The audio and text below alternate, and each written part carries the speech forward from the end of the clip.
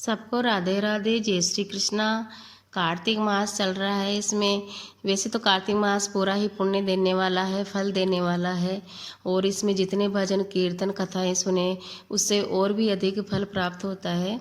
तो आज हम रमा एकादशी की कथा का अध्ययन करेंगे, जो कार्तिक मास के कृष्ण पक्ष की एकादशी को आती है। और इसके बाद में शुक्ल पक्ष की एकादशी को देव उठनी एकादशी आते हैं, जिसे प्रबोधनी एकादशी भी कहते हैं। तो आज हम रमा एकादशी की कथा का वर्णन करेंगे। इसके बाद में एक बहुत अच्छी तुलसा जी की कहानी भी सुनेंगे। तो आप इसको बहुत ही ध्यान लगाकर सुनिए। कथा इस प्रकार है। धर्मराज युधिष्ठिर ने कहा कि हे माधव, अब आप मुझको कार्तिक मास के कृष्ण पक्ष की एकादशी की कथा को विधि पूर्वक सुनाइए। श्री कृष्ण जी ने कहा कि हे राजन, कार्तिक मास के कृष्ण पक्ष की एकादशी को रमा कहते हैं। इस एकादशी का व्रत करने से समस्त नष्ट हो जाते हैं। इसकी कथा मैं तुम्हारे सामने वर्णन करता हूँ, सो तुम ध्यान देकर श्रवण कीजिए। प्राचीन काल की बात है कि एक राजा जिसका नाम मुकुंदचंद था, वह धर्म राज्य करता था। उसके मित्र भी इंद्र, कुबेर, वरुण, विभीषण इत्यादि थे। वह सत्य होने वाला विष्णु का गहरा भक्त था। उसकी एक लड़की उत्पन्न हुई जिसका नाम चंद्रभागा रखा था। जब वह लड़की शादी योग्य हुई तो राजा ने उसका विवाह राजा चंद्रसेन के पुत्र शोभान के साथ कर दिया। एक दिन शोभान अपने ससुराल में आया और उसी दिन एकादशी के व्रत का दिन आया।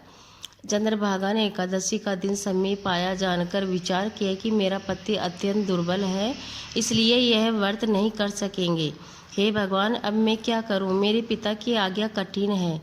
वे दशमी के दिन राज्य में ढिंढोरा पिटवा देते हैं कि एकादशी के दिन कोई भोजन न करे। जिसे सुनकर शोभन अपनी पत्नी के पास आया और उससे पूछा कि हे प्रिय, तुम मुझे कोई ऐसा उपाय बताओ जिससे मेरा जीवन नष्ट न हो। तब चंद्रभागा ने उत्तर दिया कि हे प्राणनाथ, मेरे पिताजी के राज्य में कोई भी एकादशी के दिन भोजन नहीं करता। यहाँ तक कि हाथी, घोड़ा, ऊंट, भैंस, गाय, बैल इत्यादि पशु भी तृण ग्रहण नहीं करते। तब फिर आप ही बताइए कि मनुष्य किस प्रकार से अन्न ग्रहण कर सकता है। यदि आप भोजन करना चाहते तो इस नगर को छोड़िए और आज के दिन कहीं अनंत चले जाइए। यदि आप इसी स्थान पर रहोगे तो तुम्हें एकादशी तो अवश्य ही करनी पड़ेगी। शोभन ने उत्तर देते हुए कहा कि हे प्रिय, तुम्हारा कहना बिल्कुल सत्य है।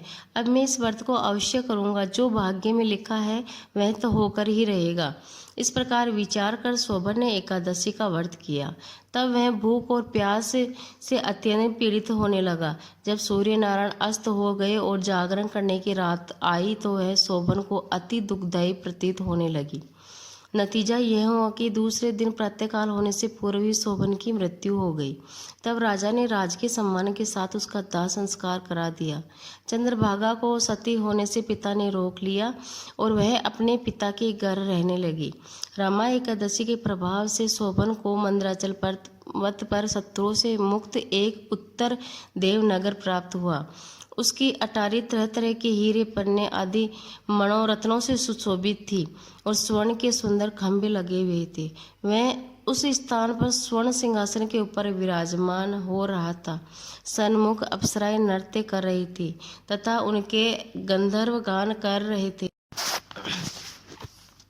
वह शोभन उस समय दूसरे इंद्र के समान वहां पर शोभा दे रहा था। एक समय एक सोम शर्मा नामक ब्राह्मण मुकुंदचंद का नगर रहने वाला तीर्थ यात्रा के रूप में घूमता फिरता उस स्थान पर चला गया। सोम शर्मा ने शोभन को राजा का जमाई जानकर पहचान लिया और वह उसके निकट गया। सोम शर्मा ब्राह्मण को आया देखकर राजा शोभन अपने सिंहासन से उठ खड़े हुए और ब्राह्मण को सत्कार कर अपने पास बिठा लिया। अपने ससुर और अपनी स्त्री चंद्रभागा की सकुशलता का समाचार पूछने लगे। सोम शर्मा ने ब्राह्मण से कहा कि हे राजन, हमारे राजा और हमारी पत्नी चंद्रभागा दोनों ही सकुशल तो है। जब आप मुझको अपना वृत्तांत सुनाओ, क्योंकि मुझे यह सब देखकर बड़ा आश्चर्य हो रहा है कि ऐसा विचित्र और सुंदर नगर न तो मैंने पहले कभी देखा है और न कभी सुना है। सो आपको यह किस प्रकार से प्राप्त हुआ? शोभन ने कहा कि हे सोम शर्मा, यह सब कार्तिक मास की कृष्ण पक्ष की रमा एकादशी के व्रत का प्रभाव है। इसी के कारण यह सब कुछ वैभव मुझे प्राप्त हुआ है, किंतु यह सब अध्रुव है। सोम शर्मा ने पूछा कि हे राजन, यह सब अध्रुव कैसे हैं और ध्रुव कैसे होंगे? इस बात का पूर्ण रहस्य मुझसे कहो। शोभन ने कहा कि हे ब्राह्मण, मैंने श्रद्धा पूर्वक उस व्रत को नहीं किया था, परंतु उसके प्रभाव से मुझे यह नगर प्राप्त हुआ है, इसलिए मैं उसे अध्रुव मानता हूँ। यदि तुम इस वृत्तांत को राजा मुचुकुंद को स्त्री चंद्रभागा से कहोगे तो वह इसे ध्रुव बना देगी। सोम शर्मा ने मुचुकुंद नगर में आकर यह सारा वृत्तांत चंद्रभागा को सुनाया। यह सब हाल सुनकर राजा पुत्री चंद्रभागा ने किया कि हे ब्राह्मण, क्या आप यह सब वृत्तांत आंखों देखकर प्रत्यक्ष सुना रहे हैं या कोई स्वप्न देखा है? सोम शर्मा ने समझाते हुए कहा कि हे राजकन्या चंद्रभागा, यह जो कुछ भी वृत्तांत मैंने तुमसे कहा है वह सब अपनी आंखों से देखा हुआ प्रत्यक्ष है। इसमें किंचित मात्र भी झूठ बात नहीं है, परंतु वह नगर अध्रुव है कि तू अब कोई उपाय ऐसा कर जिससे वह नगर ध्रुव बन जाए। चंद्रभागा ने कहा कि हे महाराज, आप मुझे इस नगर में शीघ्र ले चलिए। मैं अपने पति को देखना चाहती हूँ और अपने व्रत के प्रभाव से उस नगर को ध्रुव बना लूंगी। तब सोम शर्मा चंद्रभागा को अपने साथ लेकर मंदराचल पर्वत के पास वासुदेव मुनि के आश्रम पर लिवा लाए। तब वामदेव मुनि ने मंत्रों से चंद्रभागा का अभिषेक किया तथा वह चंद्रभागा मंत्रों तथा व्रत के प्रभाव से दिव्य देह धारण कर अपने पति शोभन के पास चली गई। शोभन ने अपनी पत्नी चंद्रभागा को आया देखकर प्रसन्नता पूर्वक अपने सिंहासन पर वाम अंग पर बिठाया। तब चंद्रभागा ने शोभन से कहा, हे प्राणनाथ, अब आप मेरे व्रत के पुण्य प्रभाव को सुनिए। मैं अपने पिता के घर में 8 वर्ष की आयु थी, तभी से इस व्रत और विधि से करती रही हूँ। इन्हीं व्रत के प्रभाव से आपको यह नगर ध्रुव हो जाएगा और समस्त कर्मों से युक्त होकर प्रलय काल के अंत तक रहेंगे। वह चंद्रभागा दिव्य देह धारण करके अपने पति के साथ आनंद से रहने लगी। हे युधिष्ठिर, यह मैंने तुमसे रमा एकादशी का महात्म्य कहा है। जो मनुष्य इस रमा एकादशी के व्रत को धारण करते हैं उन्हें ब्रह्म हत्या आदि के समस्त पाप नष्ट हो जाते हैं। बोलो एकादशी मैया की, भगवान वासुदेव की जय हो। इसके बाद में आप तुलसा जी की कहानी सुनिए। तुलसा जी की कहानी है कि एक कन्या थी। जब वह थोड़ी बड़ी हुई और उसको समझ आने लगे कि तब से ही वह तुलसी माता की पूजन करने लगी। उसके प्रतिदिन एक नियम था कि तुलसी माता का पूजन करने के बाद ही खाना खाती थी। जब वह कन्या शादी के लायक हुई तब उसके माता पिता ने उसकी शादी करवा दी। कन्या को उसके माता पिता ने दहेज में भी एक तुलसा का गमला दे दिया।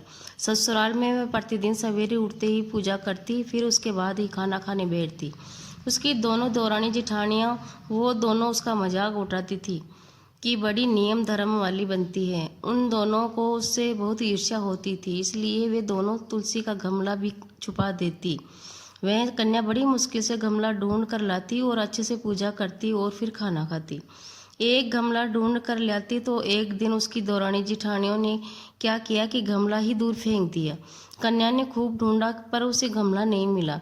वह बहुत ही परेशान होने लगे। उस दिन तो उसने खाना भी नहीं खाया। उसका नियम था कि उस कन्या की सच्ची भक्ति देखकर तुलसी माता ने उससे बहुत प्रसन्न हुए और उसके कमरे में तुलसी माता का गमला प्रकट हो गया। अगले दिन सुबह जब वह उठी तो देखती है कि उसकी खाट के चारों कोनों पर तुलसी माता का गमला आ गया। वह यह देखकर बहुत ही प्रसन्न हुई।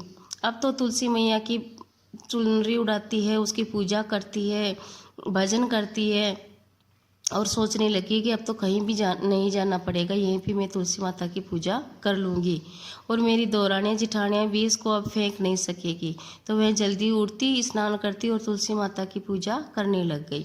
जब वह खाना खाने बैठी तो उसकी जिठानियाँ ने मजाक करने लगी कि लो देवरानी का नियम धर्म पूरा हो गया। उससे पूछती कि तुलसा की पूजा कर ली क्या? देवरानी धीरे से बोलती कि हाँ कर ली। जिठानियाँ बोलती है कि कहाँ से कर ली पूजा, गमला तो फेंक दिया था। देवरानी कहती है कि देख लो मेरे कमरे में खाट पर तुलसा जी का गमला लग रहा है। जिठानियाँ बहुत शर्मिंदा हुई और बोली कि देवरानी तेरी भक्ति सच्ची है, हमने तुझे बहुत परेशान किया, हमें माफ़ कर देना। देवरानी उन्हें माफ़ कर देती है। हम सभी तुलसा माता से यही प्रार्थना करते हैं कि हे तुलसा माता, जैसी कृपा आपने उस कन्या पर बनाई रखी वैसे हम पे बनाई और रखियो और हमारे सभी व्रत पूर्ण करियो। बोलो तुलसा मैया की जय, भगवान कृष्ण की जय, राधा रानी।